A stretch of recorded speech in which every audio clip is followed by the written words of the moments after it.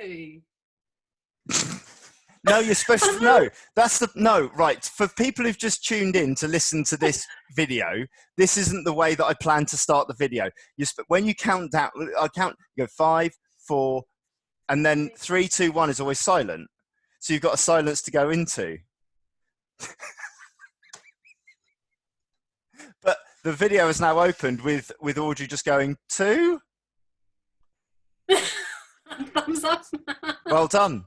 Hello, my name's James. I'm a portrait photographer from Portsmouth in the UK. You've probably not heard of me, and I welcome you to this latest video on The Honest Photographer. And I am joined. We have crossed the Irish Sea to Northern Ireland. Is that correct? Yeah. Yes. Northern Ireland and the wonderful Audrey Kelly. Audrey, how are you? James, I am amazing. As I was saying, I'm buzzing. Actually, this new normal is just kind of getting scarily comfortable for me. As I was saying there before we pre-chat, like I started off like with the lockdown the first week thinking that's it, I'm going to stay visible, I'm going to promote myself, I'm not being left behind, and it lasted about a week. Then I started TikTok with the Waynes. Ever since it's just kind of went downhill. But I'm just loving life. I'm just loving time at the house with the Waynes. My husband's flat out, like, so I'm like, can I just become like a wag? Like, you just work and I just kind of stay at home and have fun with the Waynes. A why? Sorry, you've used 2 words. You've used 2 words that we're going to need explanation for. A wag. Is it not like a footballer's wag? Like a wife a that wag. doesn't do anything? You mean a wag, a wife, or a wife and girlfriend? That's what that stands for. Oh, I don't know. You said why? Just and then like a lady of leisure, then. Right. Okay. And we have a lot of international listeners as well. Now I know what a wean is. A wean. A wean. Oh, you're right. Oh, wean. Sorry, it's a wean. You need to translate it, so it's children, kids. The wee weans, as you would say there. The small children, in other words. Yeah. Thank you very much for joining us for this. You've submitted 10 of your favourite images to us here. How, and I know this is such a boring question, but I'm going to ask it anyway. How long have you been photographing for? About 11 years. 11 years. What were you doing before? So I graduated in graphic design. Okay. That's what my degree is. And then I did graphic design for a couple of years in like a sign company. And then I was getting married. So that was kind of like a secure wage for me. And the minute I got married, I was like, be gone with you. And I actually was doing part-time in between that. Do you know what I mean? So I kind of want to use it. But I knew actually, do you see, whenever I got that graphic design job, I knew the minute I sat down in that seat my first day that it wasn't, it definitely wasn't permanent. And then I was like, I just need to do this to get the kind of, secure wage every week. But meanwhile, then I was building up like a clientele and doing photography part-time. And then after I got married, then I was like 2008, then I just give it trumps, like, and I then 2009, January 2009, I went full-fledged. But I've been doing photography from about 2007, so, and did my first wedding 2 weeks before my own. Wow. Oh, yeah. Goodness me. So the graphic design, it obviously, I mean, now you've said that, and we're going to see these images in a minute, and I hope the viewers... And it all makes sense. It all makes sense, doesn't it? And it's such a, like graphic design, and also that element of understanding just design in general, and what's pleasing and what's not pleasing, and why things are placed in certain places within frames and why they're not, and why things are cropped certain ways and why they're not. That is such a solid foundation to good quality photography, isn't it? Speak to that. I believe so anyway. Like, and actually I'm blessed that I have that kind of foundation, you can say, even when it comes to album designs and things like that. I just kind of, so we were taught how to please the eye, do you know what I mean? So it's come in handy for me, but actually the reason why I went into photography was that graphic design wasn't my forte, you should say. Actually, my final major project, I did a short film, and this is even before I actually was into photography. So the short film at that time, it was like 2005, 2006. Jeez, that seems so long. And there was like a whole big thing about date raping at the time. So I actually had created like my final major project. I know. My final major project was on this subject of date raping. And actually the thing in Northern Ireland at that time was it wasn't even women that was the victims, it was men. Yeah. So I had got my brother, who's a bit of an idiot, like, and he actually acted it out for me. And I went out to a nightclub with a camera. So my concept was that I was taking pictures, like, so it's like stop motion. So there was missing pieces, you know, somebody's getting drugged. So I got excited about the concept. So that was actually the very first encounter I had, you could say, with photography, with moving image, with just image making. And from there, then when I graduated, I just loved film. And I just, even now you can see, even in my pictures, like cinematic style, light, everything is in it. So this is now, my roots are starting to like come. And so in Northern Ireland, there's more opportunities now, but back then in 2006, there was no opportunities for film. So right. I actually, I had Chloe at the time. So Chloe, my daughter, she was like, and then obviously like I had my husband as well, but we couldn't move anywhere. We could, like, do you know what I mean? There was loads of opportunities maybe in London or stuff like that if I wanted to go and do something in film. So anyway, I ended up just picking up a camera and thought stills will do me. And so that's kind of where it's come from. Well, from graphic design to film to photography, the skills are transferable. They're just different mediums in order to describe a narrative. One of my favorite Twitter accounts is one called One Perfect Shot, which goes through the history of cinema and takes video stills from cinematic scenes and just posts them as a photograph. And you see the effort and time that's gone into composition and placement. And it's just, and I get so much, like, it's difficult. It's like, I love it when I get lost in the narrative of a film, because it means I've switched off, which is good, because it's so hard to switch off, because you're going, I'm always thinking, like, where was it lit? How was it lit? What is that place there? All this kind of thing, you know, and all that sort of stuff. Oh, so you can't watch it for watching it. Right, yeah. You get and I get so much inspiration from film as well, in terms of, and I do a little bit of movie making now within the wrestling scene that I'm a part of. So we have to sort of get, a lot of people want their videos ready for Twitter. And like Twitter has a 2:19 capacity for video. So your promos and your films have to fit within that narrative, have to fit really close. And learning what to take away and to reduce it down is actually a really, really interesting exercise, I find. And that comes across in your work in terms of, like, there's a minimalist element to it. And I think if I bring it, do you know what? I'm just going to jump in. I'm going to bring into the first picture. No, the first picture. Oh my God. Actually, I looked at these. I was looking at these last night, Gal, and I'm going, oh my God, I forget why I did this picture. The first picture describes this perfectly. It's such a simple narrative, but there's such a dominant composition and design to it. And you're going to see it now. Let's just bring this up here. Yeah. So talk to us about this image.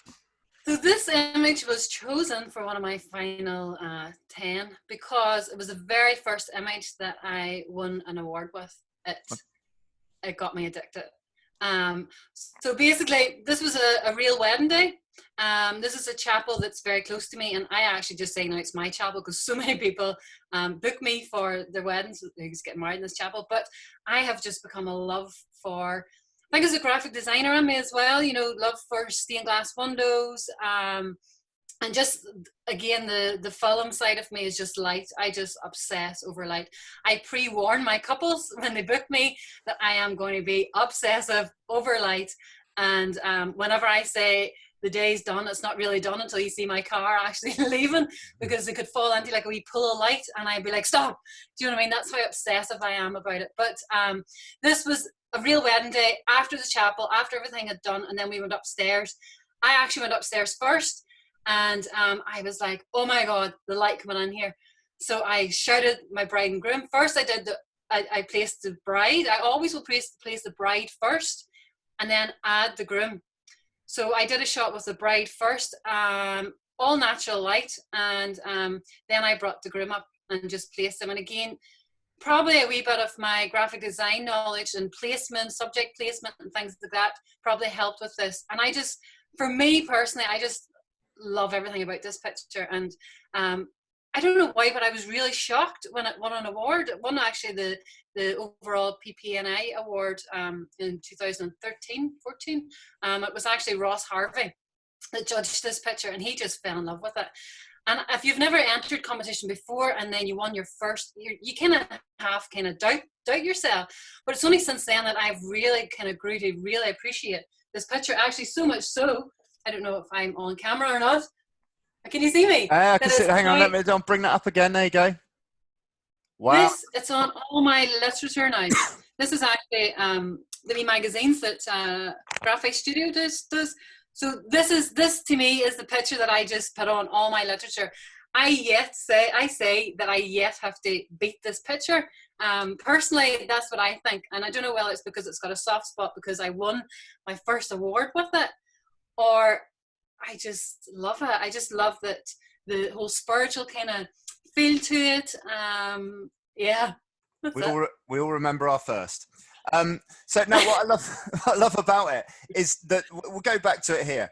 I absolutely, I mean, the shape of it is just brilliant. So the fact that you have this shape, this clear shape in the moment that draws your eye to the middle and the decoration around it, and you've used that and you've placed that right in the center.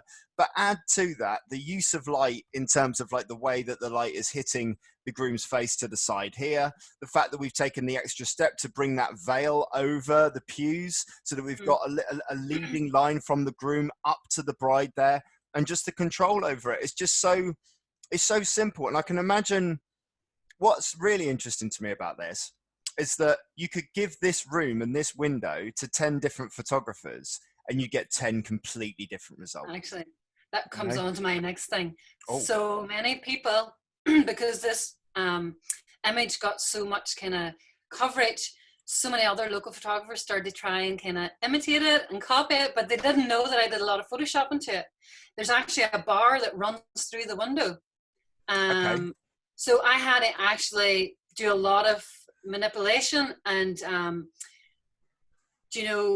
because the window itself was actually a wee bit kind of skewered, so I had to make it more circular. And I think that's why actually I was really shocked whenever it won an award, because I thought that the Photoshop skills in this was a bit kind of shabby.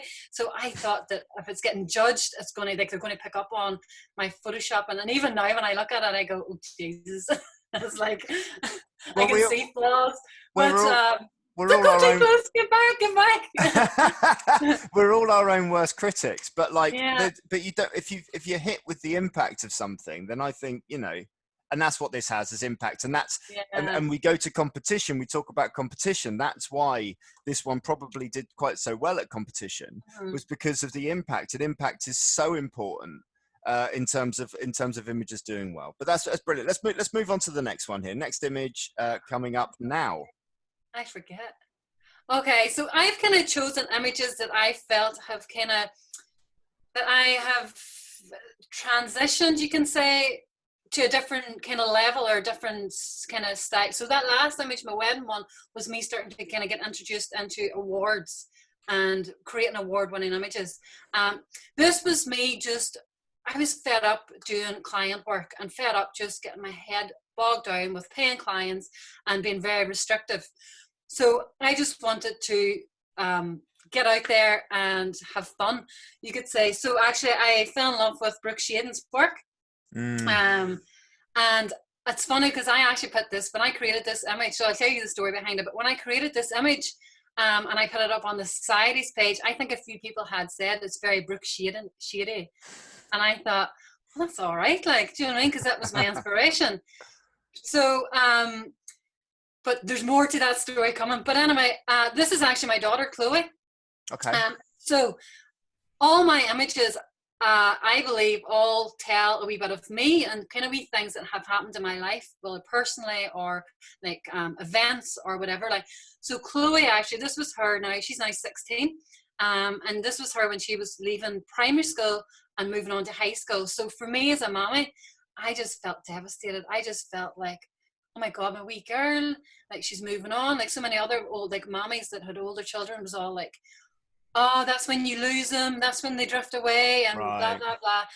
So you could probably now start to relate a wee bit more to this image and how I then used elements to kind of you could say, tell that. So I just felt like she was like my wee angel, and she was going to be kind of floating away in some sense. And plus, this is my first ever levitation photograph. Okay. Don't go too close, James. Okay. I'm just looking at the leaf. I'm just looking at the books. I'm looking at the leaves. So we obviously have a narrative here of not only fantasy in terms of books, but also study and in terms of learning, in terms of going to the next school, right?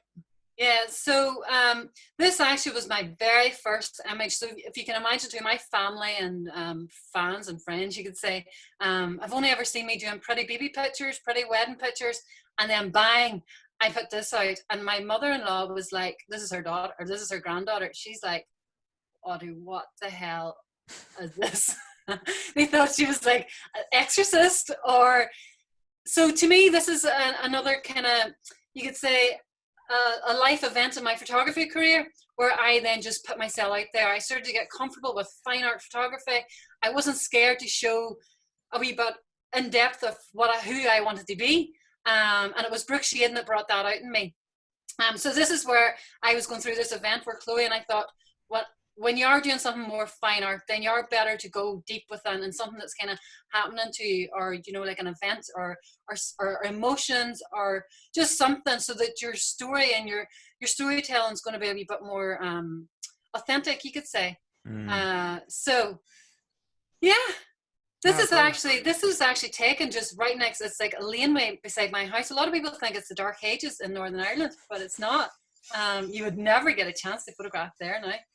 It's great. Am I talking too much? No, not at all. It's a fantastic concept again, and this is starting now to get into the realms where we spoke off camera, the realms of fantasy and the realms of sort of doing things that are a bit ethereal, which will lead us as a segue quite nicely into our next I forget image. which one I give you.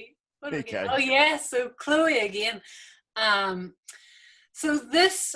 Again, so I ended up doing a series of Chloe. I don't know. I think most people probably have seen them because I've put them out there. Like, I yet have to put them onto a product. I am actually going to end up doing like a wee product collection on them. But I have actually. Do you want to switch over, James? A wee minute. Oh yeah, sure. Yeah. Let's go. I did get this. This is like the Chromolux. Is that picture of Chloe. I want to come off because you keep reflecting onto me. That's it. Perfect. Yeah. So I actually got that's probably the only product that I got it done on, but I want to get like a proper wee series done and put it up on our room and stuff, because actually it's only now, like, and Chloe's now 16, every year now we start to appreciate these even more. At the time it was like, yeah, they're fine, but for me as a mommy, I just love these, and now it's like, I'm going to get these on product now, like, what is it, like 6 years on? Right, yeah. That's just a good photographer, isn't it? Yeah. We don't print our own work, but yeah, so that was another image of Chloe again. The middle section, if you were to dissect this, the middle section actually was taken on its own. And that was a picture within itself that I created for the series. And then the overlay, you could say, of the room is actually an overlay of I'm going to be coming around to that probably in the next picture, of a photograph, a stock photograph that I took when I was away. So yeah, it was just, to me, it was just again about using the concept of moving on, floating away. And do you want to know something? Actually, the bizarre thing is that it actually went the complete opposite. Chloe has actually come closer to me.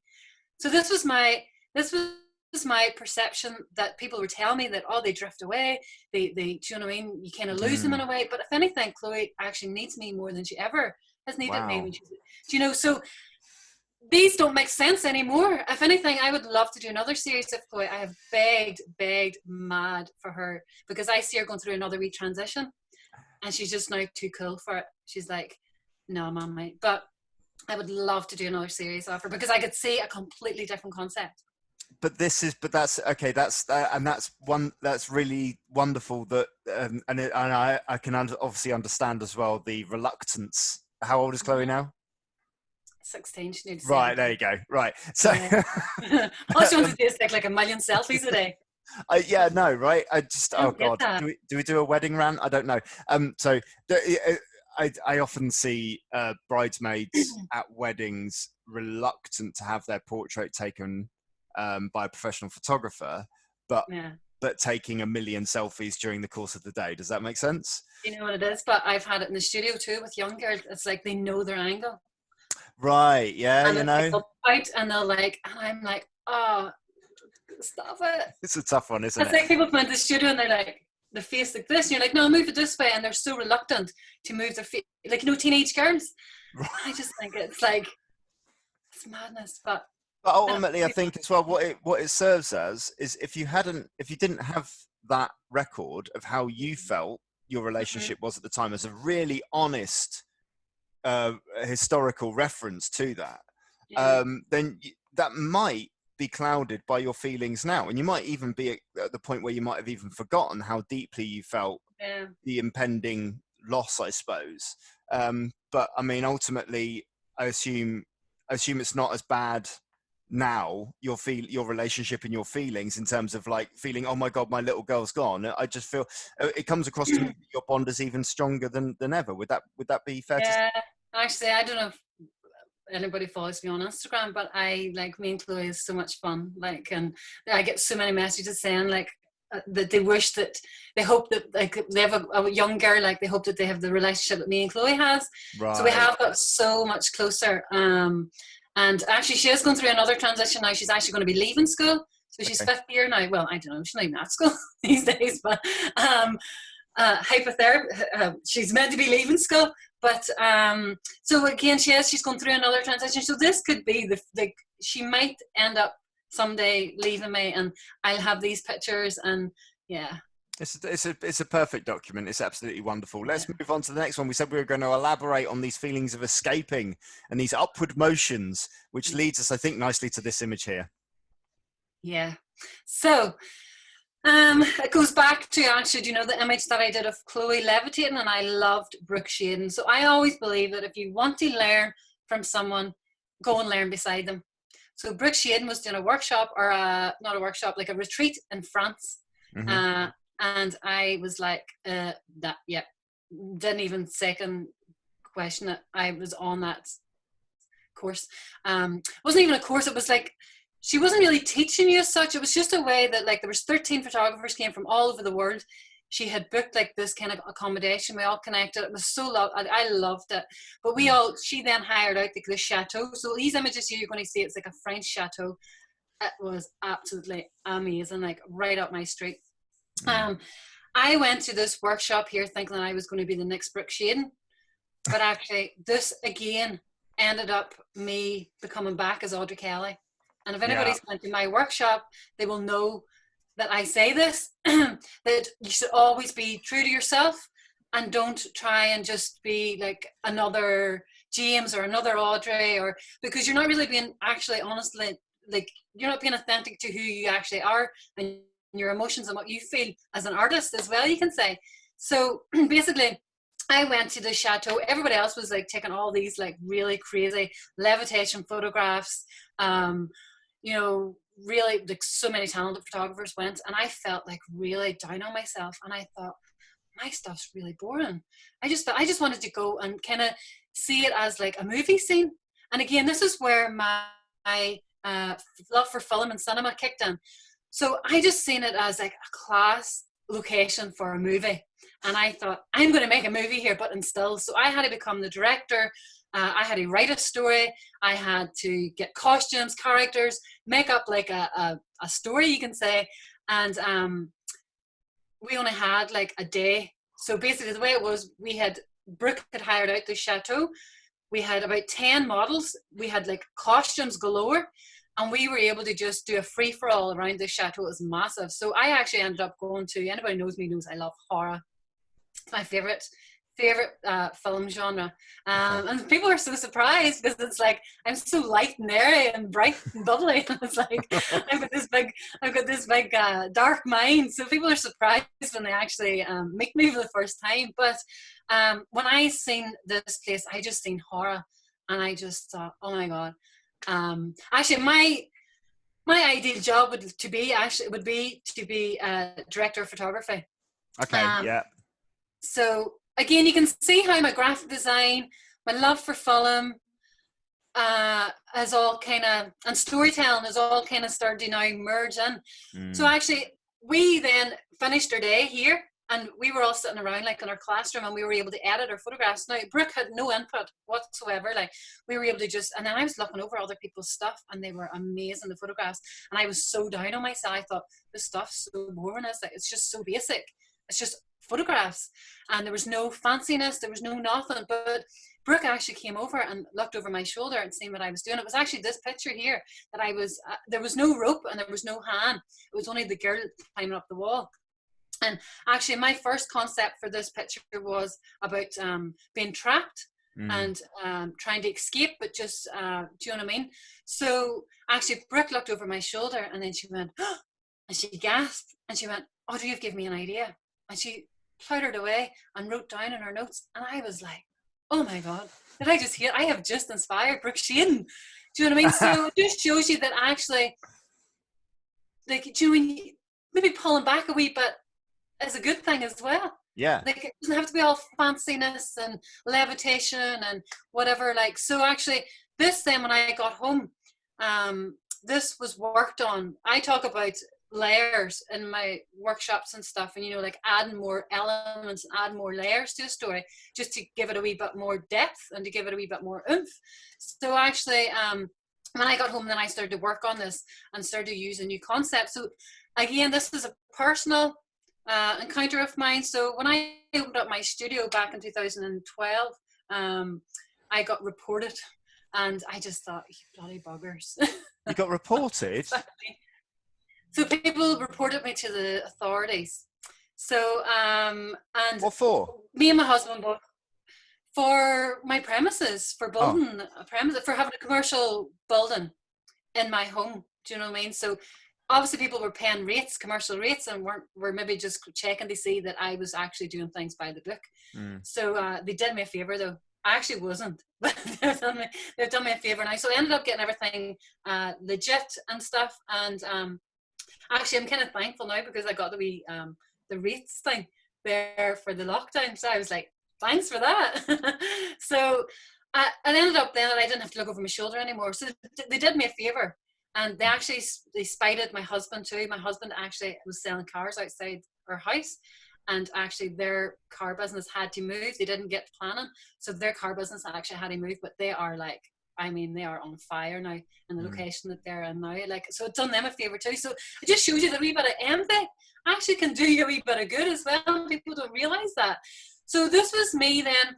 We had a lot of friends as well that we just felt like because me and my husband were starting to get kind of, you know, a bit successful and doing well for ourselves. A lot of our friends too were getting a wee bit more envious as well, that I felt. So this image here actually is about envy. And the concept, I know it's probably completely floored you there, but to me, this is like what I was going through. So the concept was about, like, there's people out there that would give you the rope to help you, but also on the other hand, they would give you the rope to hang yourself as well. Right. So the mystery of the hands coming out of the roof and not knowing who it is, that's kind of where I was going with this. But actually, Jerry, talking about Jerry, like, I'm a follow-up from Jerry here. What the hell, Jerry was on yesterday. I'm like, oh my God, I have to follow up from Jerry. But Jerry judged this here in the societies. This was my first image that I actually won in the societies in the Novar category. And it was the first year that I met all my lovely Asian guys. We shout out if they're watching. We all sat in that room for hours during the competition. But Jerry came in and he judged us, and he judged it at 96.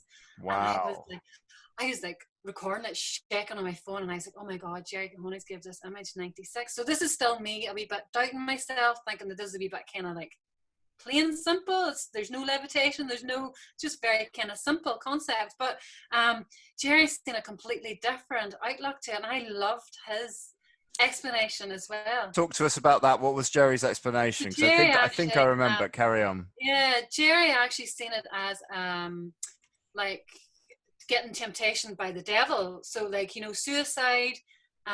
Again, this is what I love about fine arts photography. So many people can take different meanings from them. So what it says to one person might say something completely different to another. And that's why sometimes I leave my work untitled. I know what I want to say initially to create the picture, but I think when you title something, it kind of, for the viewer, then it becomes too plain. I like people to kind of make up their own mind with it. Do you know what I mean? So this actually, I don't think I titled this. No. I think it was untitled. I do the same. I title them the name of the subject who's in the picture, just their Christian name, because I don't really want, like, I can't remember with regards to titling pictures in competition. Like, I'm not sure whether I don't think it really has it can help a narrative if you're really trying to drum something home. Yeah. But I think your explanation of, like, I just want to leave it up to the viewer's interpretation is possibly the best one. I like, once again, when I saw this, I remember seeing this at that convention. Just yeah. What the first, and it's really interesting what you said right at the top about horror movies, because I remember the first thing I thought about this image was, oh, the ring. She's got like this ring. I can see her sort of like moving in that sort of staccato fashion. I love the ring. It's actually, I love it. Yeah. But I could see her moving in that way, kind of thing. And I was like, oh, there's real horror. What's your top 3 horror movies? Go.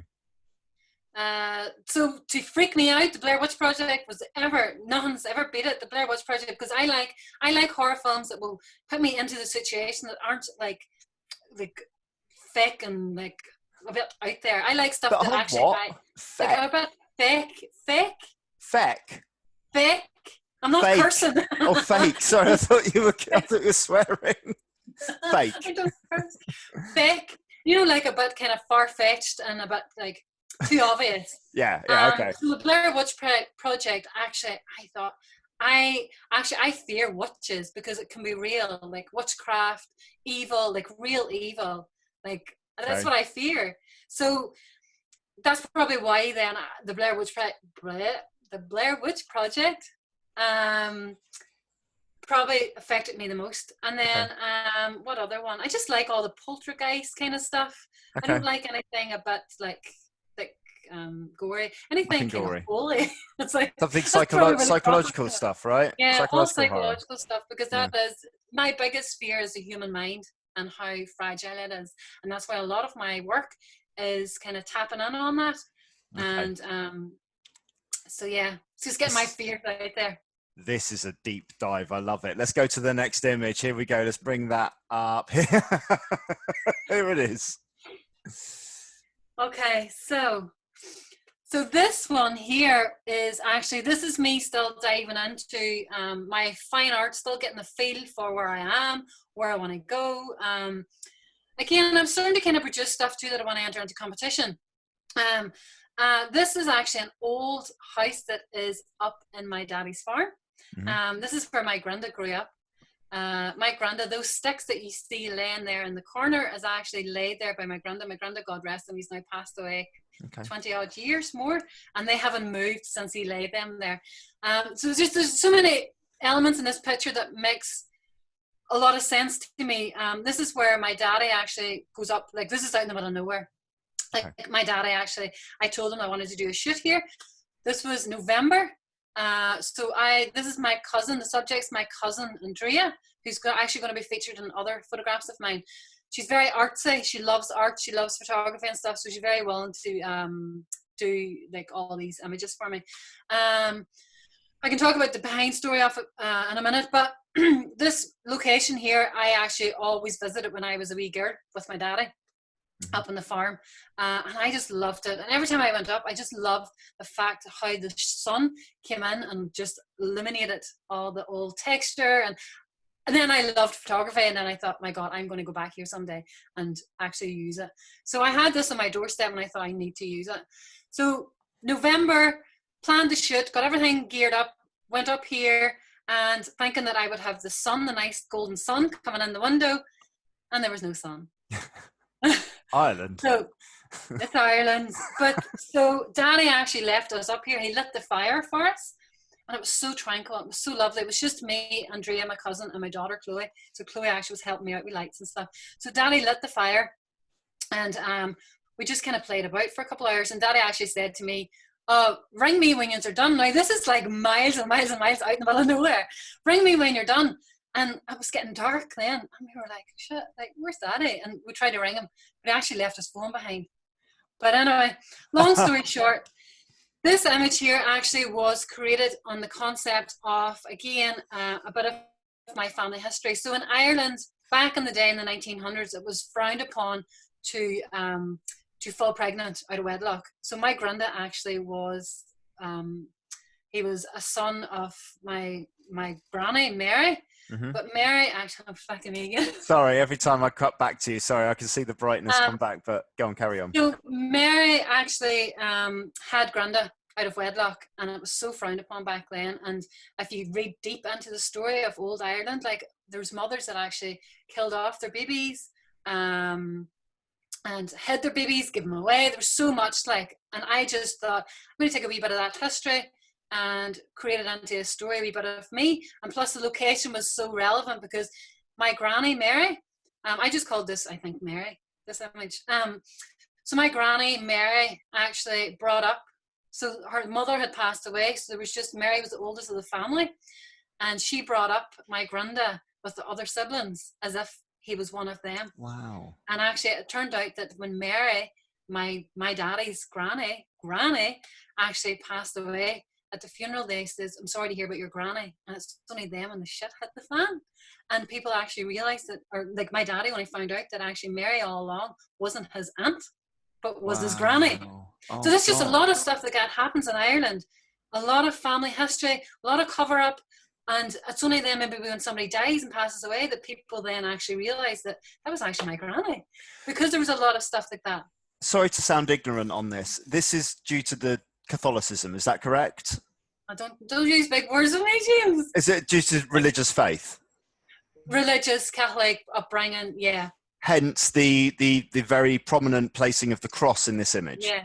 Yeah. So this actually, the concept of this image then was that I wanted to get into Mary and how Mary maybe was sitting here in this home and she was pregnant with this child. And she had a couple of choices. I say, thankfully for me, she went for the better choice. And she reared Granda, just like, the siblings. But this was her kind of contemplating, sitting in the fireplace. I actually think I did name this as well, The Widow, because it's got so many different outlooks to it. You can take so much from it. I think I entered this into the WPPI and called it The Widow. Yeah. And it did really, really well. And this is all. Love all this stuff, don't they? Old Irish cottages, like. So I'll come on to that point in a moment. But this is all natural light just streaming through that window there on the left-hand side and behind you. No, I lie. No? So thankfully, I learned how to master light. I have my B2s, Pro Photo B2s, okay. Which if there's any equipment that I overuse, it is my B2s. I use it in everything. I use it now, like no matter what I'm doing. It's nearly as important to me as my camera now. So thankfully, I call it my sunshine in a bag. So thankfully, I had brought my B2s because if you can imagine, I went up to this rural location thinking there was going to be a sun, thinking I was going to create like this vision that I had in my head, and there was no sun. So it would have been so bland. And I then actually ended up using my B2s outside the window and imitating the sun coming in. I just put a warm gel on it. Okay. And I'm going to come on to how actually, in another picture, how this is now transitioned over to my wedding photography and how learning this has kind of got me out of a few holes. Okay, it's going to get bright. Hang on. There we go. So this is interesting though. I find that within countries, at competition level, like work from inside your own country starts to look the same. You start to get used to things, and then as soon as something jumps in from another country, you have this whole influence of culture and look and feel and post-processing and all this kind of thing. And I always say this: if you you can keep trying to get a little bit better than the stuff that looks the same as you, but ultimately you stand a much better chance if you do something over here that's completely different to the stuff that's over here. Just go and do your own thing, and unquestionably your stuff looks like your own thing. This is brand Audrey, isn't it? You know, it's really nice, because people would say, even no matter what I do, my newborns, my wedding work, it seems to all kind of have that dark, gory kind of look to it. But again, it's just me. You just end up loving a certain tone, style. Even now my card photography, which I've now started to do, it's now starting to get to be even dark, and it just has a style. I really appreciate that. I appreciate the natural kind of organic growth to my style. Like, it's not pushed, it's just something that I have. It's just come. And you've taken, this is the important thing though, you've taken bits from, if we just take Brooke Shaden for example, and that's so important. I wanted to be the next Brooke Shaden and realized that I could only be the best Audrey Kelly. Yeah. Right. Do you know what I mean? And I think that, no, but that's brilliant. That is brilliant, because you like, it's so easy to say, oh, don't copy other people. Don't. Like, you have to. We all do. We all take little things from things that inspire us. We are all a portion of everything we've ever loved.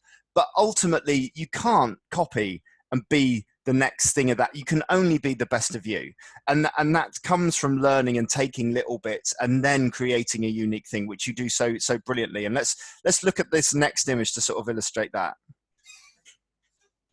Yeah, so again, this is from the same series. What was I doing? So again, this image I have chosen, this actually did well with the SWPP. I think it won me illustrative photography of the year. So I've kind of chosen images that I have learned from. This image also was entered into the WPPI, and it did well, but I learned from it as well, because a judge, after judging, pulled me aside and told me something that was wrong with it, and I was like, oh, I didn't know about that. So now I will make sure that it's corrected. Do you know what it is, James? Now we all get to guess. All of us who are watching us. What's wrong with the picture? So this picture, the concepts in the early 1900s of Ireland. Okay, so there's something in there that wouldn't be there of that time, I'm guessing. The continuity is wrong. So is it the gas stove? Mm-hmm. Yeah. Okay.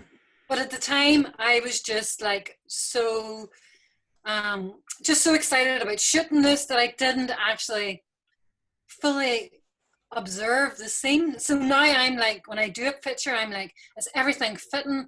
Is the costume right?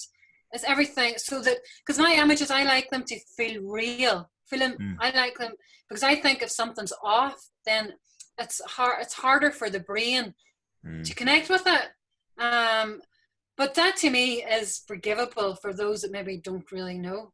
Do you know what I mean? But for a judge, this is only if you're entering competitions, make sure your continuity is on point, because the judges will know. So now within images after that, I have made sure that like this hairstyle is correct to the period. Right. The clothing, just everything is like to its time.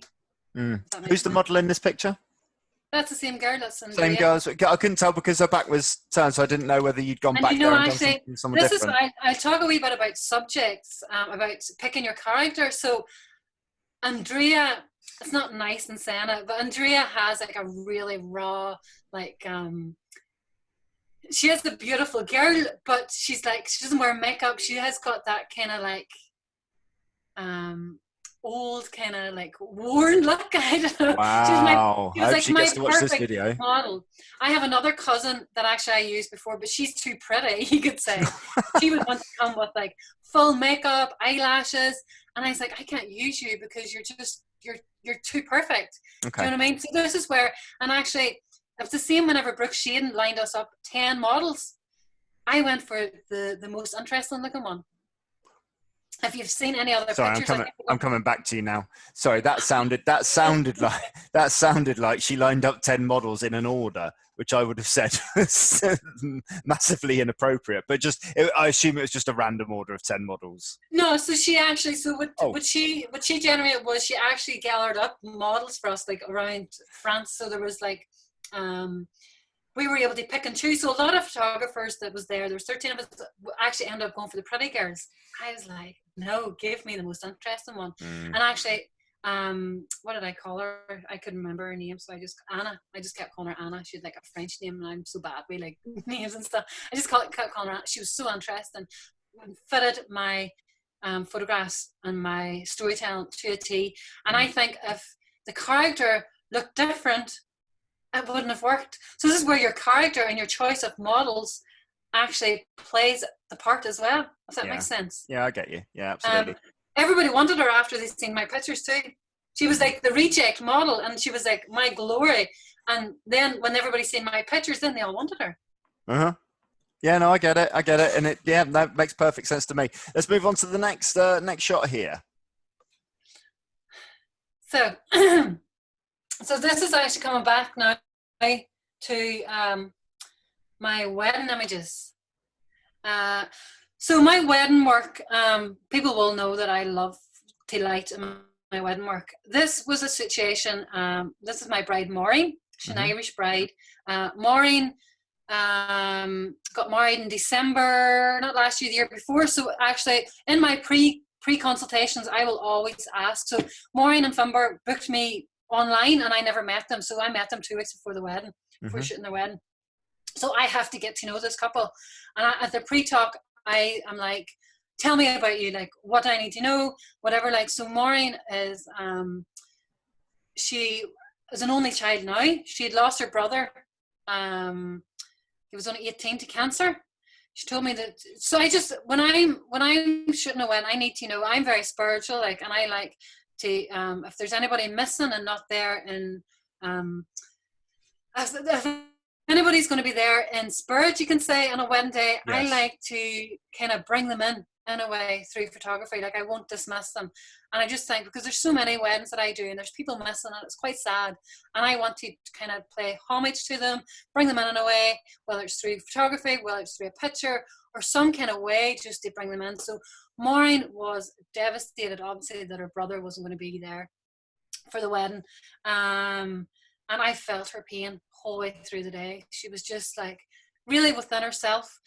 So I got to know Maureen a wee bit. The things that she loved to do with her brother was her and her daddy and her brother used to play instruments. So this is an accordion. This is an Irish, I think it's Irish, isn't it? Irish instrument, the accordion. So Maureen liked to play the accordion. This is like, Maureen played the accordion. Sean played the banjo, which was her brother, and her daddy played the banjo and the accordion as well. So they used to just sit about and play wee music stations. So I knew this now about this family. And when I walked into the house that morning, his banjo was sitting, I just got a real I just really connected with this story. And I thought, hey, I'm going to pull out my stops for this girl. So I knew we were going to this house here. This is another Irish cottage. I knew we were going to this house.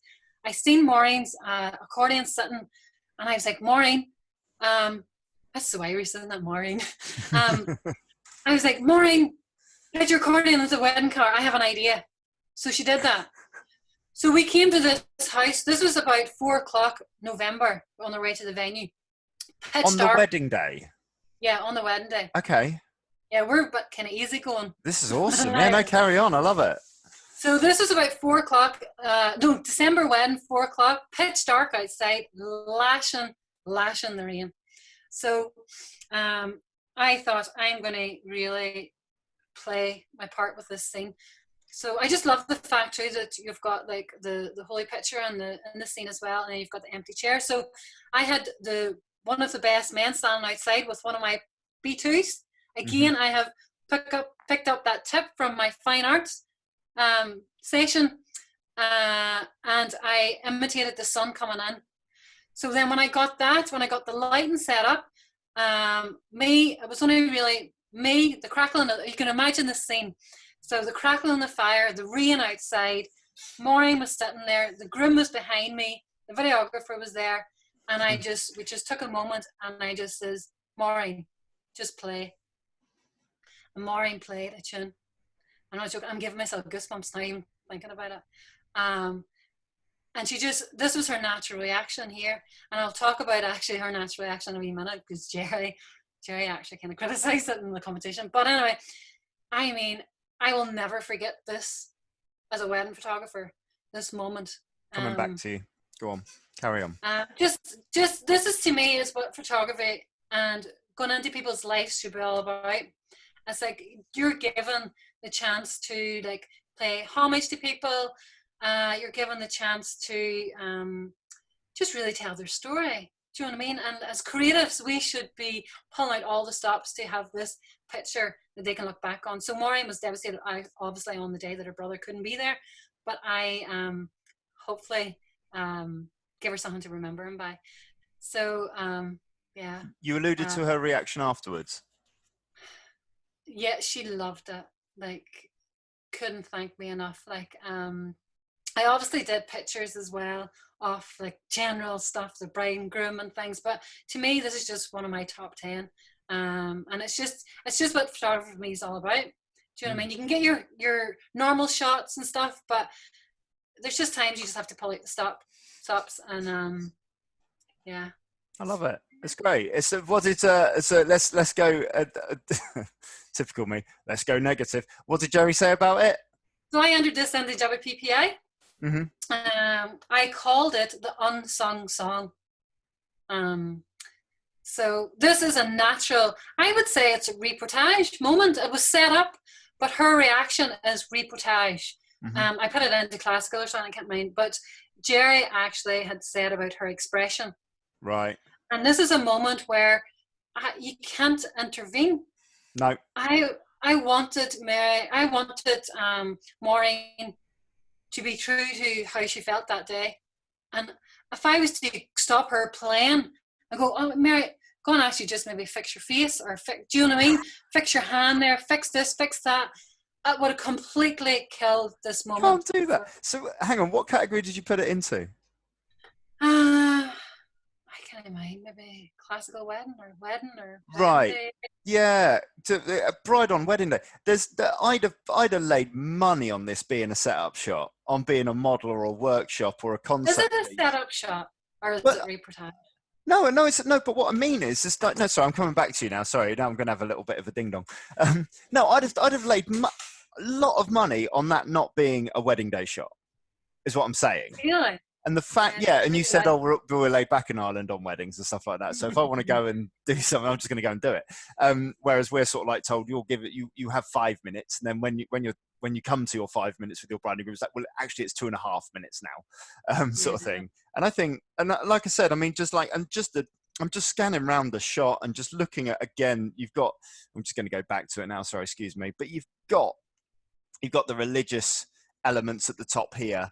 You've got all of the traditional elements at the top here. You've got the fire that's actually got movement within it because of the settings that we've chosen. We've actually got movement in there, which is helping the narrative of the scene. You've got pitch perfect lighting coming through that window. You've got color harmony going through, and your graphic design background is coming out of it as well. When we look at the whole frame and we look at the composition and everything in there, honestly, I love this. This is brilliant.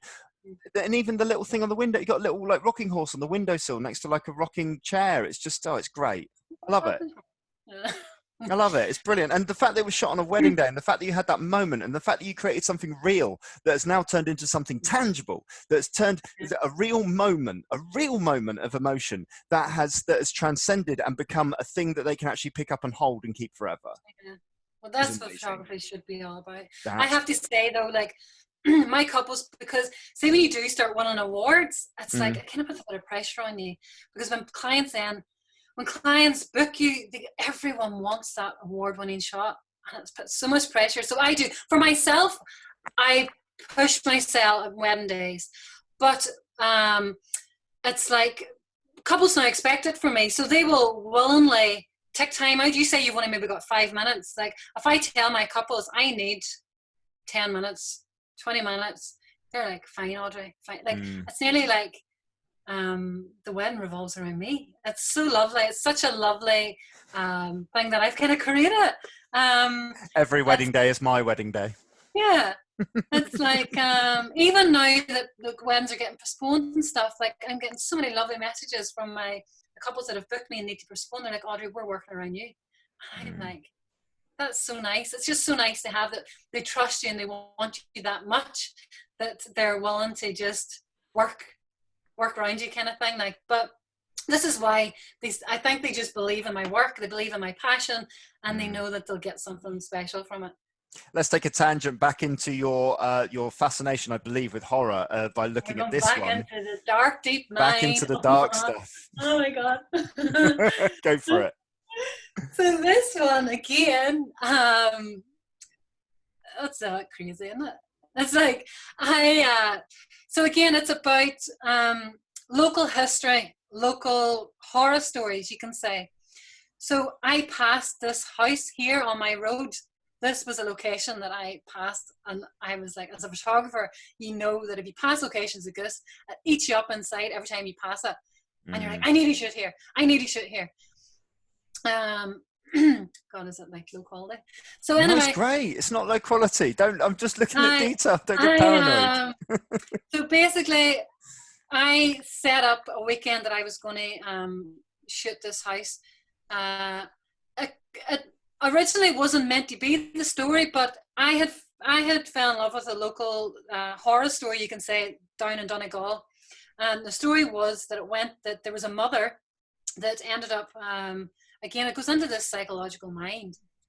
Humans are crazy. It was this mother that actually ended up shooting her son and ended up shooting herself. And this house that was in Donegal, I visited the house that I actually wanted to photograph in, so that it would be authentic again to the story that I wanted to tell about this girl, or about this woman, this lady. I loved it. It was like just walking into a real life horror story, you know, like the garden and all. There was just a massive story behind this. So basically, I was starting to kind of put the feelers out there to create this story down in the house in Donegal. Ended up anyway, the owner of the house was starting to do weddings, and they were like, Audrey, I don't really want you kind of going with that story, because they didn't want brides knowing the history behind the house. Okay. So they didn't want to know that there could be potentially ghosts on it. Oh my so God. Then I was like, well, I'll use that story, but I'll just move the house. So I knew I had this house here as a location. And that's where I kind of started to work the concept into, started to kind of think as a mommy myself, like, what the hell was going on in that woman's mind? Like, she shot her son. Like, as a mother, she shot her son. People say, was it the old people like would debate that she did it out of love, because they actually ended up being paralyzed. The story in this, and they were a wealthy family, and he did horse riding and stuff, and he ended up paralyzed. So the old story is that maybe she did it out of love for her son, that she ended up shooting her son out of love. And I'm like, I don't know. So actually the dove and the raven kind of represents the dark side and the good. And there's so many different concepts again you can take out of this. It's kind of like the good and the bad, at peace, and the gun obviously is like the woman, and the gun's just kind of, yeah, the woman with a gun. But it's, oh God. I mean, it's a simple, I mean, I don't even know where to start. Because, right, okay. It's a simple concept. I was going to say, and again, I think it looks like a cinema still. Yeah. Still from a movie, you know, and you're right, the simplicity of these 4 pieces of interest, working your eye around the frame of this beautiful old house with the simple architecture that's been put in place, with the simple frames of the doorways and the windows, and the color harmony throughout as well. And I also really like the fact that you've chosen to keep the skyline in at the top here, just this little bit of linear, that little line at the top just gives it almost like a bit of a natural border, which I love. Was this ever submitted for competition, coming back to you now? Yes. How did it get on? One of these here. Oh, yeah, all right. I got like loads of the wee globes. I got loads of them. Yeah. You got loads. I've got one. Legally won. And it was won yeah, by accident. I think that one did, I think, illustrative again in the societies. Superb. Let's go to image number 9 now, coming over to you. Now, here we go. How long do we have? We've only got 3 more images to go. It's great. No, the Zoom call's not like compressed into like 40 minutes. I got pro account in it.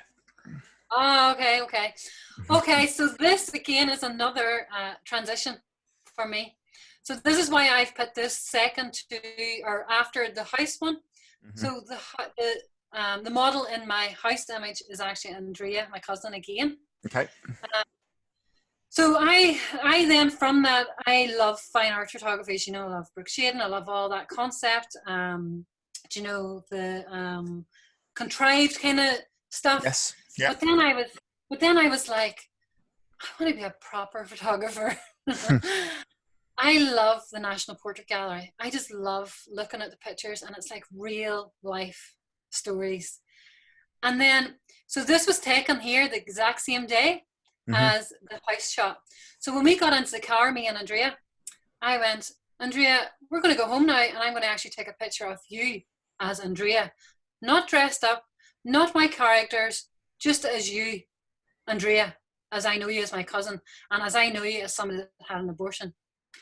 So this is where I was like, this is like something that I want to kind of dive more into. This is me trying to be a proper photographer, telling proper stories, not making costume and just stripping it all back. And this was actually just taken in my room, my bedroom. There's a skylight, and that my wallpaper's got like brick wall effect. Okay. Andrea just had this garment here. I think actually it had buttons, but we turned it around. So to me, it nearly looks like a straitjacket. Again, it's kind of diving into that wee bit of the mind, the psychological mind, and you know that state that a woman must be in before they have an abortion. And this expression that Andrea has is completely real, completely raw. This is an image that I entered into the competition that needed a title.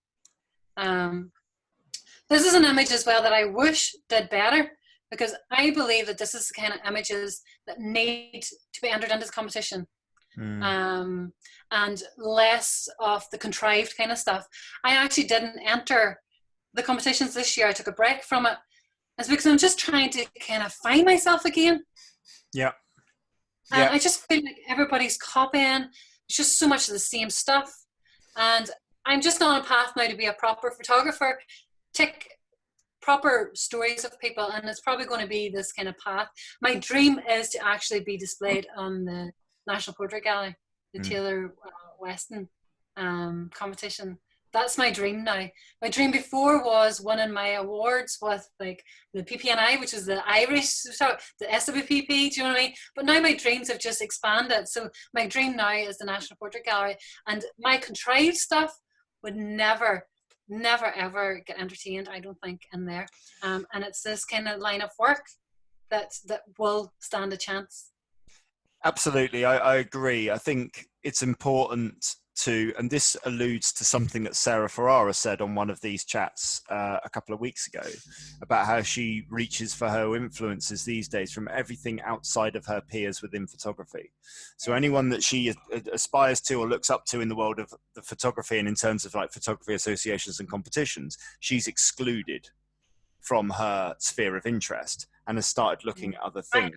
Diversify. And I think that's what made you stand out first of all, you know, in the initial, when you were having success in competitions initially, is the fact that never seen anything like this before. And it goes back to my point, never seen it before. You're in the hunt, you've got to shout, you know, you're in with a chance because it's so different and so new, and people gravitate to stuff that's new.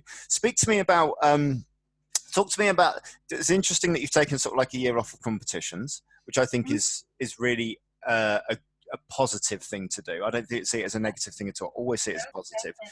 Speak to me about some of the things you've seen within competitions about the same stuff? What have you seen sort of with regards to that? And I'm not asking you to name anyone or to get into trouble, but just in terms of like any frustrations you sort of see within that. No, come on, people need to talk about this more often. I just feel like people are just ticking boxes. Okay. And they know what the judges are looking for now. It's even like, I will even say, do you see the first year that I entered into the competition, and it was the crucifix picture, and it did well in competition, you will see a trend. So if somebody does well in a competition one year, you will see a trend the next year. So actually I laughed within myself.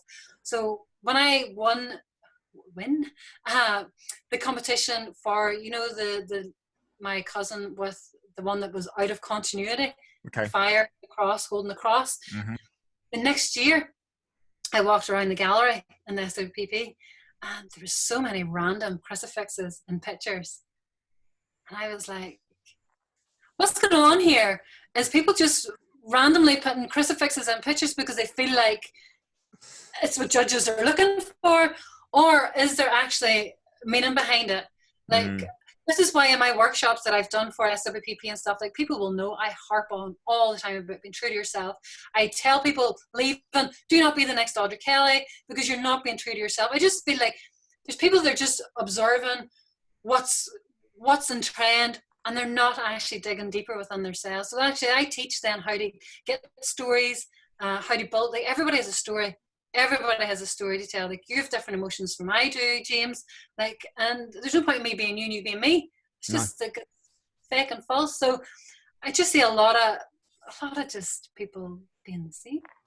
I'm sorry, industry. No, that's cool. It's fine, and I do agree. And I agree. Like, I think it's good to. Like, oh God, here we go. This is the bit that's going to get us into trouble. But don't worry, I'll say it. You won't. It's fine. Like, I think it's good to have clarity at competition level. It's really important to have clarity at competition level. It's really important for everything to be open and honest. It's really important to have very clear rules and guidelines. I think that's super important. It's good to have anonymity. It's good to be on a panel where you can happily take yourself off the panel, and to take yourself off the panel for a variety of reasons. I think it's as important to take yourself off a panel of judges as it is to sort of plow through and try and maintain that head focus for, again, a variety of reasons. I understand where you're coming from, though, with regards to when you have clarity down to the point of which boxes you are supposed to tick as a judge and what you are supposed to look for as a judge. And as soon as you start doing that, you've homogenized the process. Yeah. And Mark Cleghorn always said to me, he said, this was years back when I wasn't even judging, and he would say to me, he said, I'd always get to a point in judging where I would start judging with my head over my heart. And what he meant by that was I started thinking about, okay, composition, lighting, structure, 85. And as soon as that started happening, I had to take myself off the panel, give myself a 5-minute break, and come back judging here and not here. So like initial gut instinct and what an image makes you feel, how it makes you feel, not how many boxes have you ticked on your sheet in terms of what it's achieved. Just out of curiosity, what would you have judged that picture that I did for Maureen? Oh, the previous one. Now knowing the story. Oh God, here we go. Well, no, see, this is the thing. Technical side out of it. To me, it's okay. Technicality and skill and all like that has to count. It's interesting to, yeah, of course it has to count. Of course it has to count. Is it this one you were talking about? No, do you know the one in the Maureen? This one here, yeah? The bride of mine lost her brother. Oh, this one. Yeah. Like, I don't think that did actually, it got a merit, I think, but to me, I had so much hope because I was so emotionally attached to this image. Like, okay, so here's a different thing though. You're emotionally attached to the image. That's a completely different thing.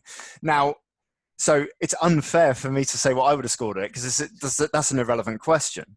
The point is that you put a panel of judges up so the panel can come to the right award. The score is almost irrelevant. Like, the award is almost the most important thing. In my mind, unquestionably, it is an image that deserves to be seen and therefore deserves to be awarded. Unquestionably. It's unquestionable. And for all the reasons I listed before, it definitely deserves an award. As soon as an image is like in that award bracket, then it's in the hunt. Firstly, it's in the hunt to be discussed as to whether it deserves an award or not. So you get the opportunity to listen to other people's points of view, which is really important. And then if you do decide it deserves an award, you can then decide how high an award, and how much it needs to be seen. And like I said, I mean, the context, but the point of it is, the whole point of this is that whether it got a merit or highly commended or not awarded, or whether it won your category and then made you photographer of the year for the next 10 years running, irrelevant compared to the emotions you experienced on that day being in that room listening to that accordion. The memories you've created for that bride and her family and her new family in terms of becoming a wife that day as well. And the tangible elements that they then get to keep for themselves and for their family going forward. The competition is irrelevant because of the experiences and the emotions on the day. Yeah, that's what I think. That's anyway. Probably why then I did take a step back a wee bit too from the awards. Like I just was getting too ticking boxes, and I just wanted to be more about the emotion and get yourself involved in a personal project, meet people, learn people's stories, do different things, come back again better, you know, because like I said, you can get this obsession, and competitions have this role. They have a place. They unquestionably have a place for a variety of reasons. But ultimately, that's why I smiled as soon as you said I've taken a break from competition, because I was like, sometimes that's just the best thing. It really is. It's the best thing. Let's go to, should we go to the Polaroid now?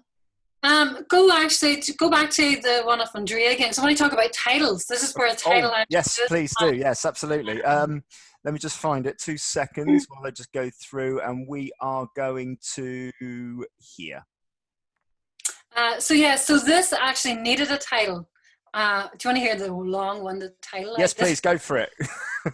Hold on till I remember it. Actually, who was it? I think John read out the title, and I could see that it was my print coming up because it was like so long. I could see him practicing it before I actually put it in front of the judges.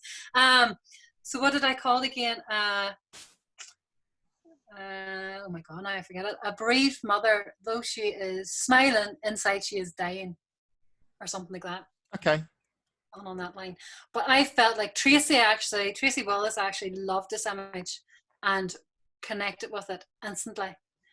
But it hung. But okay. It's a Taylor Wessing image, like you say, I think, you know, in terms of that sort of thing. And it's weird how we compartmentalize that. You know, anyway, that's a different discussion. We've spoken a lot about things, so let's not do that. Next one, here we go. I was going to leave that one to last. Oh, sorry. Let's do that. There we go. Is that like my second last one? This is your penultimate one now. Oh, okay, right. Okay, we'll talk about that then. So this actually was one that Terry Jones had asked me to do an on-location shoot for the SWPP. And I was petrified, and I was like, Terry, because I have a way of planning whenever I'm like doing conceptual kind of images. I need to see the location. I need to come up with stories. So I was like, Terry, show me the location and I'll think about it. Mm-hmm. So she sent me through the images and I was like, yep, I'm on it. So she knew it was my kind of scene. Yeah. Horror, anything, just there should be a ghost floating about it. I'm on it. So I took up the position to do the workshop. So this was actually the SWPP workshop. So we went to, don't ask me where it is, ask Terry. Okay. Some kind of house outside London somewhere. Terry Donnelly actually was here as well, shooting with me. And when I knew that Terry was going to be there too, I was like, oh my God, like competition. Yeah. So it's also Terry's kind of thing. Mm-hmm. So this was just something, again, just know how my mind works now. I love horror stories. I love light.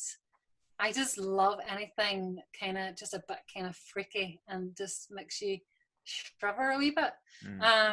Again, there's that element of the crucifix. I believe subconsciously this crucifix keeps popping up because as much as I'm brought up Catholic, I'm not practicing Catholic. So I kind of struggle a wee bit with my religion.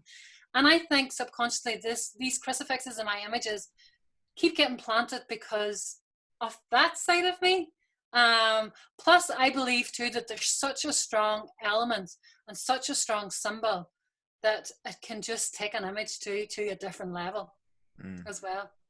Like, so yeah, so that's probably why a lot of people put the crucifixes in their pictures. It's a very familiar image for a lot of people. It's an image of like, you know, when you're a kid being told to, you know, it's essentially like a, you know, what a penitent sort of feelings, you know, of being told, you know, don't do anything bad because Jesus and God are watching you all the time, sort of thing. Do you know what I mean? Yeah. So yeah, it's quite. I think I always see a crucifix, and I don't see hope. I see, and I know a lot of people do, but I don't see hope. I see a lot of sort of like, it's just a lot of fear, I think, you know. Yeah, because actually I did another image on this, in the same scene. It did well in the SWPP as well, but it, I named it Struggle. I don't know if people remember it, but it was like the girl, there's just a pull of light, but people don't actually see that actually the crucifixes fell off the wall and is lying on the staircase. So I feel like religious, I don't know, I don't get me onto religion, like. No, don't. You don't have to. It's fine. So basically, a wee bit also of my love for the film, like Conjuring. Those are just my kind of films that I love as well. They're the ones that kind of affect me most. And just to me, it was this like, yeah. So this was the same subject, taken in different frames, and I called it The Wandering Soul. The Wandering. Depends where you're from. The Wandering Soul. So she's a ghost, but she doesn't know she's a ghost. Oh my goodness, your mind. Like, again, that was a film, The Others. I love. I was going to say The Others. It looks The Others. I was literally going to jump in there. I loved The Others. Oh wow. Okay. Spoiler alert, hopefully nobody ever watched it, but when they find out and you realise that actually they were actually ghosts, I just loved twists like that in a horror film. So this is what kind of where this come from again, The Wandering Soul, and it was just a wee bit of me training my delegates on the workshop too, how to use layering as well and depth, putting depth in a picture. I also used, my mother-in-law is ringing me. Yeah. Okay, sorry. I also used my knowledge of natural light versus my B2s as well. So the subject in the furthest away is lit by B2s. Yes. But this subject's natural light. Okay. This one's a big window up on camera, right? And this one is a B2 with I assume some sort of warm gel that you've put over as well to give it a bit of warmth. There was a window there, but I talk about grubby, dirty lighting. If lighting isn't clean, then I won't use it. Okay. So I will then bring in my B2s. So basically, the B2 pulled me out here again. It just gives that nice clean light on her face. Sometimes the natural light just isn't enough. But this natural light here was like amazing coming in this stairwell. Yeah. I also then, I don't like when people make, again, this is a wee bit of the things about horror films. So do you know when you watch a horror film and something's like so ghosty, like it's so like, I hate when you go, I'm like all on the screen. Do you know, it's like so contrived that it's like, I believe if I was to see a ghost, it would look like a human, but glitchy. Some people's actually told me that is. People have seen ghosts that they're not like what you see in the movies. Like, you know, like sheets over them, like all like transparent. Like, so I wanted this, I wanted, why are you laughing, James? Sorry, I just realised that we're 9 episodes into this series and we're now, you know, talking about whether ghosts exist and if they do, what sort of form they take. This is excellent.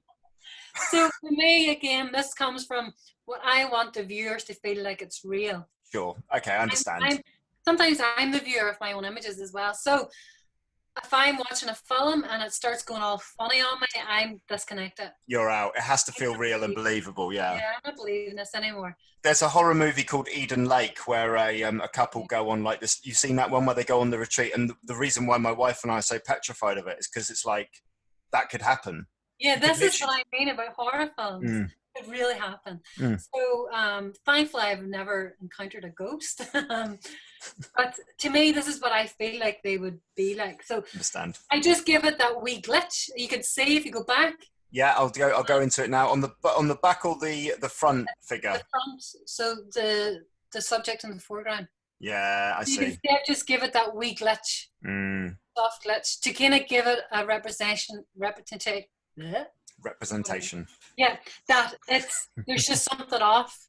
So I will do these wee kind of subtle things in my work that aren't so obvious, but people have to kind of look for them. It's like, do you know the one off the rope? Yes. In Chateau, like so many people, I love watching people's expression when I show people this. So people normally start from the bottom, and if you really start from the bottom, James, and work your way up, and they see the rope, and it's when they get to the hand, they don't notice the hand at the start. When they get to the hand, you can just see them gasping. It's just that wee kind of subtle element that's like. It just gets you then. So I love that with horror films as well. I like stuff that. What did I love actually? The series, it's the House American something. What do you call it? Oh, the American Amityville horror. Is that it? It was like the family. Is that it? I think it's Texas Chainsaw Massacre. What are you thinking? What's it about? It's on Netflix, and there's just randomly they'll not make it noticeable that there's actually like somebody in the background. Normally horror films like work it up with music and stuff like that. But when you actually notice something you're saying, you go, oh, shit, there's actually somebody in the background there. And like the music hasn't led you up to that. So in a way I kind of do this with my photography as well. I want to kind of add in wee kind of things that, oh my God, like, do you see that? My mother-in-law's mad trying to get me that. So yeah. It's all movie related. It's all movie related. Last image then. Should we go to the Polaroid now?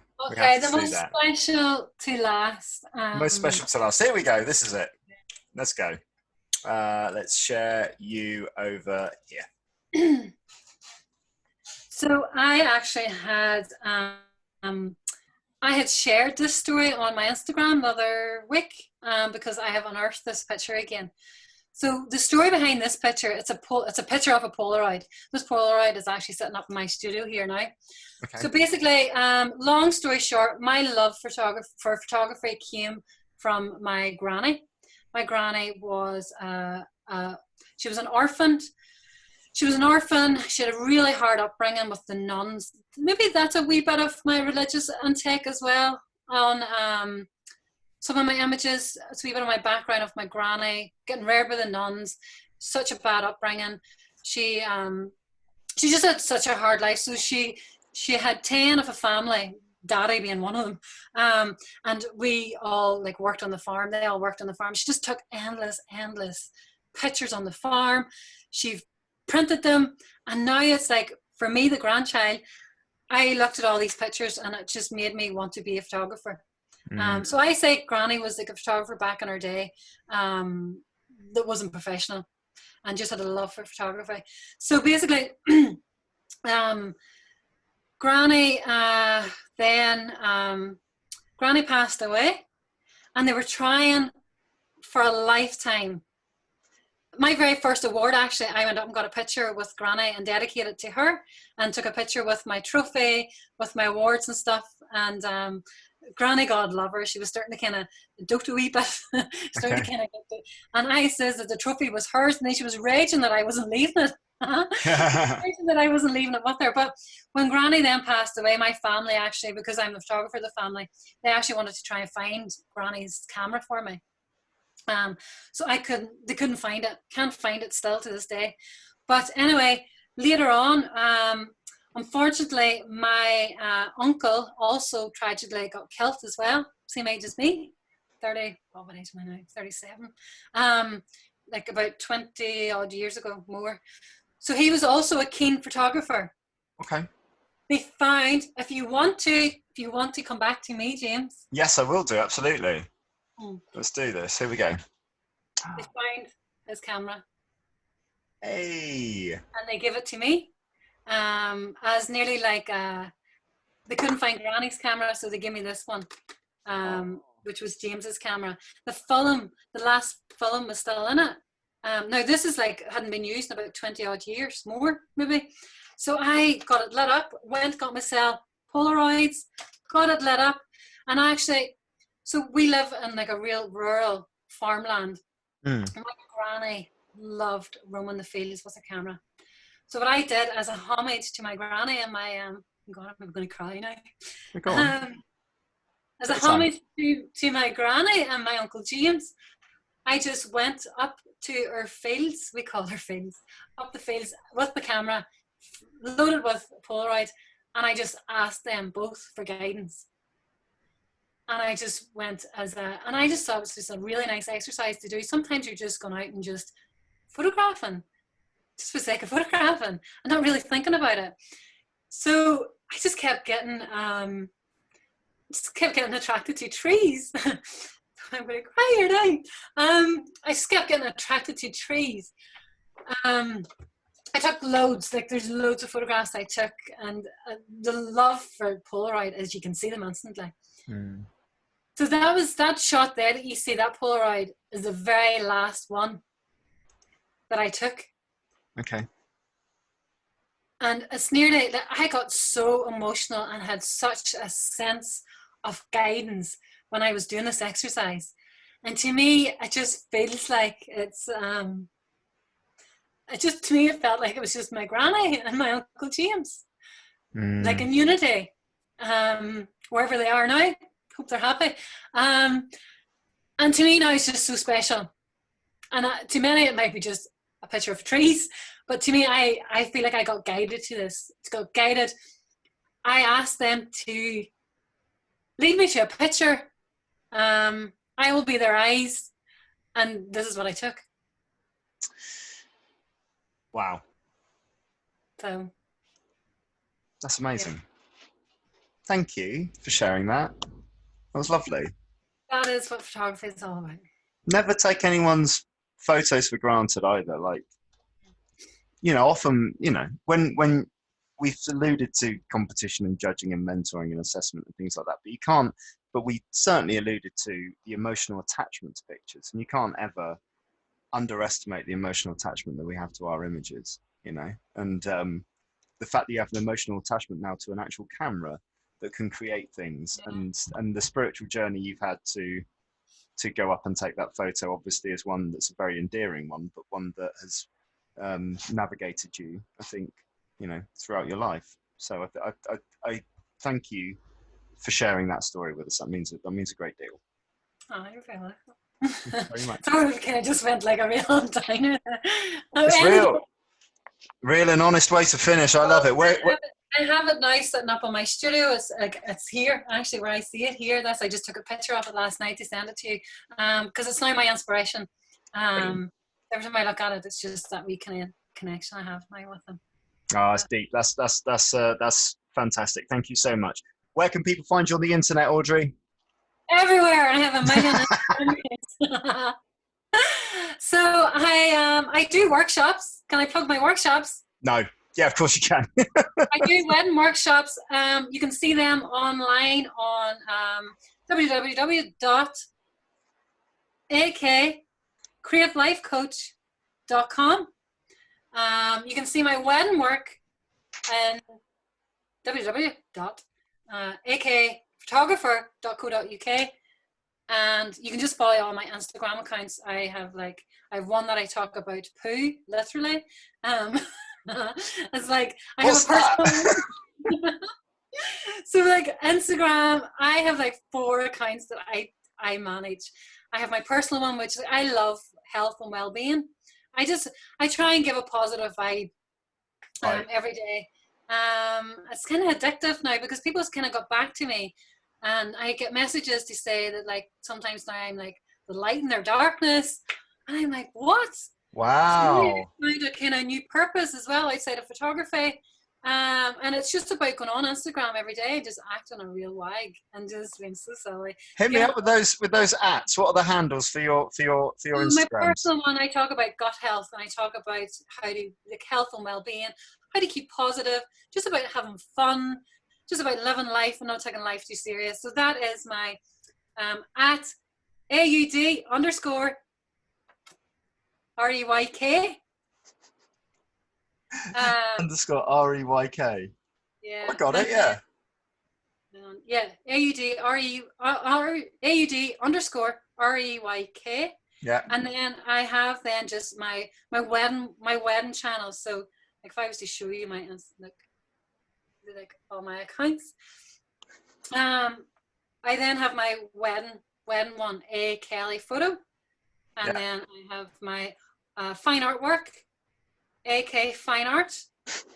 And then I have my portrait one. So I'll explain why I actually split up. Have we got time for that? Yeah, go for it. Yeah, please. Oh, you've just followed me. Thanks. Yes. Yeah. So I then have my C2 photography and design. So it's C2 photo and design. That is my portraits, newborns and stuff like that. So the reason why I separated all those accounts, and also by the way, I'm managing my husband's iLikes one as well, the car page. That's mental. So basically, the reason why I separated them all was because I believe that people that are looking for weddings don't want to see baby pictures. People that are looking for babies don't want to see wedding pictures. People that are wanting to shoot or wanting me for their wedding don't want to hear me talking about poo.